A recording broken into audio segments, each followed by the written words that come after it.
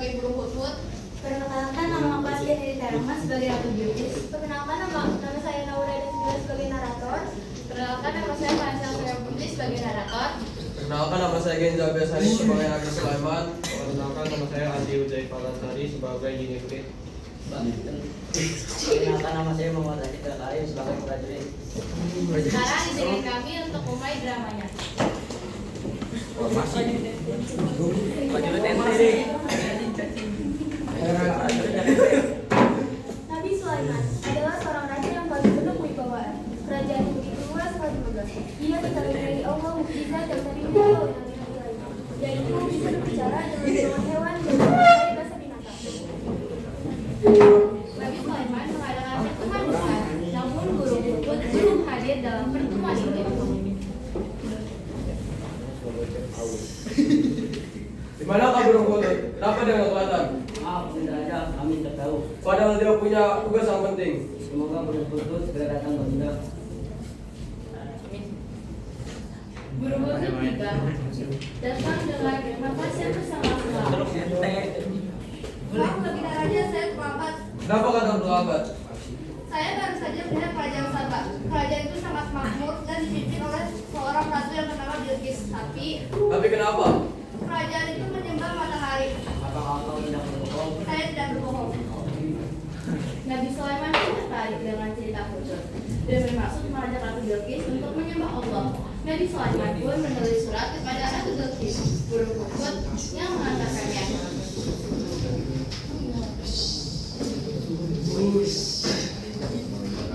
Kuat ya?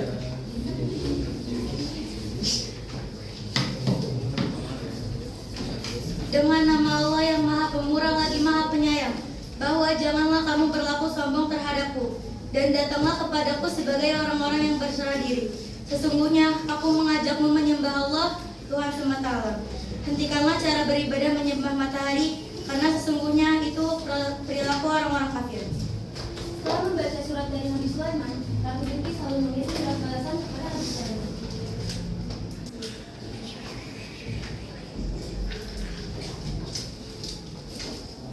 Seorang prajurit datang ke kerajaan Nabi Sulaiman dengan membawa hadiah untuk merayu hati sang raja. Ini surat dari Ratu Bilqis dan hadiah ini untuk Raja Nabi Sulaiman. Bawa kembali hadiah ini. Kenapa wahai Raja? Apakah kamu patut menolong aku dengan harta? Maka apa yang diberikan Allah kepadaku lebih baik daripada apa yang diberikanmu. Tetapi kamu merasa bangga dengan hadiahmu.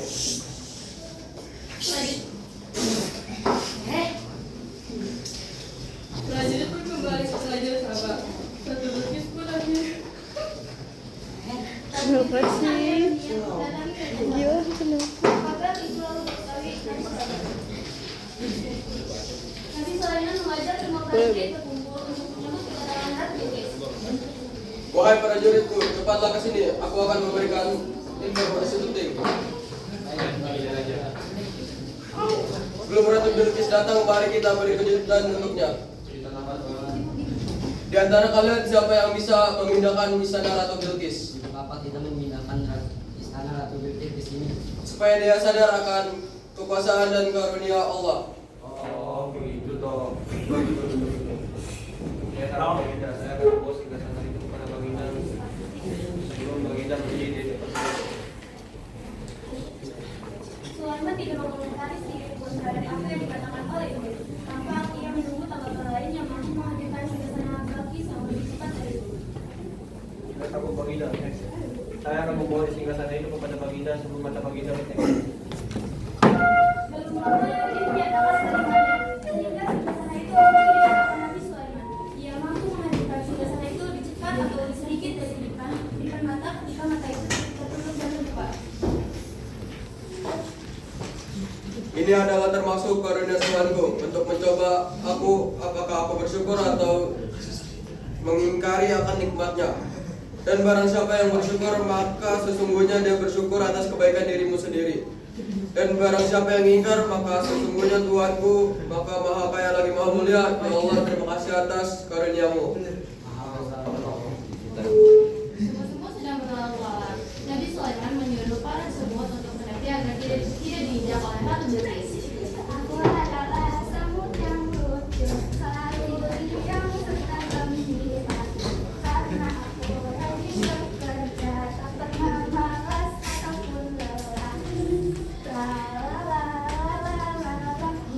Hei semut, menepilah. Baik Baginda. Ratu Bilqis pun datang. Dia sangat takjub dengan pemandangan di depannya. Istana-istana mirip sekali dengan yang dia miliki. Wow, megah sekali istana ini, mirip sekali dengan istanaku. Istanamu aku pindahkan kemari. Ratu Bilqis terus kami kagum dan heran dengan mukjizat Nabi Sulaiman yang bisa melakukan itu semua. Ia lalu berjalan di atas lantai kaca yang ia pikir adalah pantai penuh air. Ratu Bilqis mengangkat gaunnya karena takut basah. Tidak usah diangkat, ini bukan air. Benar Ratu. Inilah bukti kekuasaan Allah. Ya Tuanku, maafkan aku selama ini tidak mengenalmu. Matahari yang selama ini aku sembah bukanlah Tuhanku. Ya Allah, jaga dan lindungilah aku. Aku berjanji akan berserah diri kepadamu. Terima kasih telah membukakan pintu hatiku. Maka sejak saat itu pun kedua kerajaan saling menjalin kerjasama dengan pendekatan yang halus dan penuh kesabaran yang dilakukan oleh Nabi Sulaiman. Akhirnya Ratu Bilqis mau menyembah Allah dan mengharuskan penduduk sabar meninggalkan matahari, lalu bersama-sama menyembah Allah. Suatu ketika, Nabi Sulaiman pun menjadikan Ratu Bilqis sebagai istri.